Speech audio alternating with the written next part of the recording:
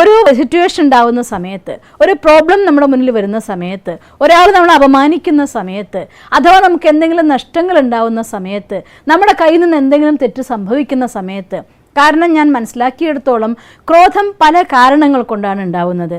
ചിലപ്പോൾ ഒരാൾ നമ്മളെ മോശമാക്കുമ്പോൾ, അഥവാ ഞാൻ അപമാനിക്കപ്പെടുന്ന സന്ദർഭത്തിൽ എൻ്റെ ഈഗോ ലെവൽ എനിക്ക് മുറിവേൽക്കുന്ന സമയത്ത് പെട്ടെന്ന് മനുഷ്യന്മാർക്ക് ദേഷ്യം വരാറുണ്ട്.